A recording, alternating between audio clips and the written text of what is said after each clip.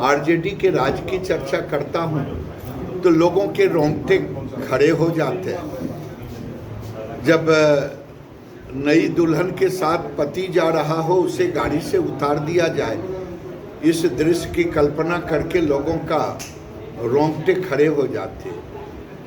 खड़ी शोरूम से गाड़ियां निकल जाती थी। न मैं ज्योतिषी हूँ, न मैं राजनीतिक पंडित हूँ। मैं इतना जानता हूँ कि नीतीश कुमार अभी बिहार के चीफ मिनिस्टर हैं, और इससे ज़्यादा मैं कुछ नहीं जानता। मेरे मित्रों ने बताया कि संजय झा जो मंत्री हैं जल संसाधन, उन्होंने ट्वीट करके बताया है, उनसे करीबी बहुत कम लोग होंगे, इसलिए ये कहाँ से ऐसी बातें निकल के आ रहा है। 2020 में भारतीय जनता पार्टी के शीर्ष नेतृत्व ने पहले ही कहा था कि हमारे मुख्यमंत्री नीतीश कुमार होंगे और नीतीश कुमार मुख्यमंत्री के पद पर हैं। लेकिन मीडिया में तो ज्यादा चर्चा हो रहा है। अब मीडिया में पता नहीं, ये सब का नहीं, ये सब मैं समझता हूँ कि बेकार की बात है। कोई पार्टी का ऑथेंटिक व्यक्ति नहीं बोला है, और मैं समझता हूँ कि जब ऑथेंटिक व्यक्ति नहीं बोलता है तो उसको उसी रूप में लेना चाहिए। न जदयू के कोई ऑथेंटिक बोले हैं, न बीजेपी का बोला है। ऐसी स्थिति में ऐसे न्यूज पर मेरे जैसे लोगों को कोई प्रतिक्रिया देने की जरूरत नहीं। मनरेगा के तहत में रोजगार की बात आपने इसके पूर्व भी आए थे तो बड़ैया तो बोले थे, क्या उससे रोजगार मिले? देखिए, मनरेगा एक परमानेंट रोजगार का नहीं है।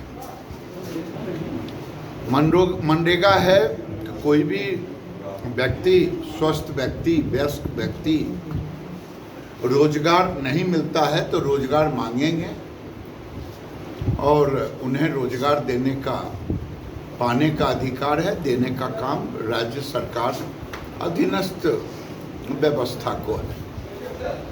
और भारत सरकार जब 2013-14 में आया था तो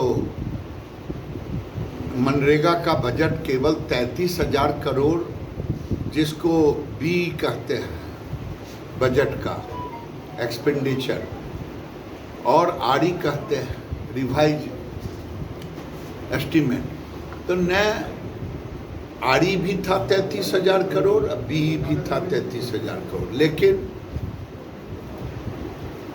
जब 7 साल का आप देखेंगे,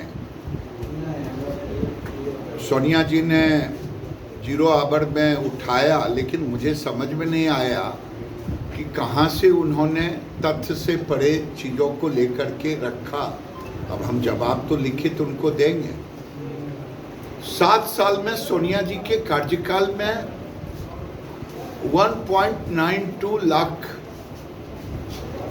खर्च हुआ मनरेगा पर,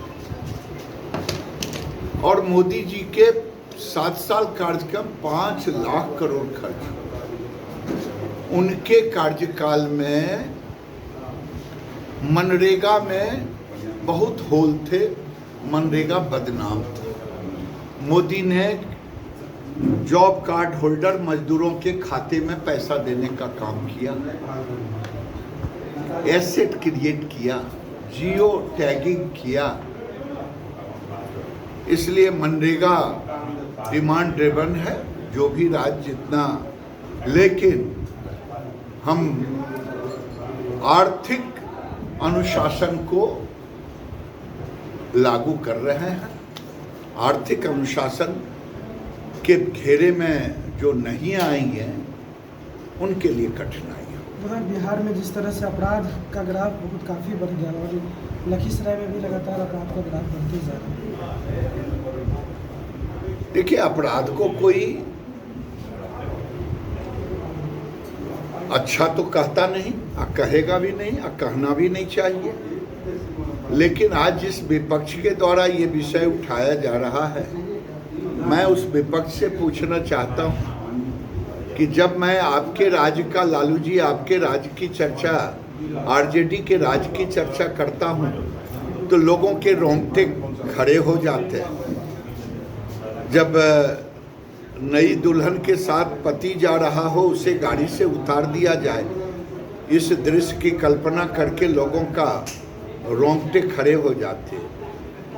खड़ी शोरूम से गाड़ियां निकल जाती थी, लोग दुकान बंद कर लेते थे, शहर से गांव आ जाते थे शाम ढलने के पहले। उन लोगों को कोई अधिकार नहीं है उंगली उठाने का।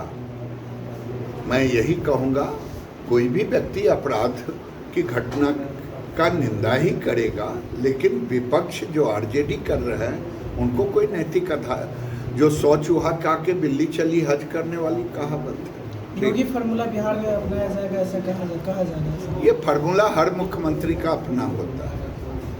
यहाँ नीतीश कुमार अपने फार्मूले पर चलाते हैं, योगी जी अपने फार्मूले।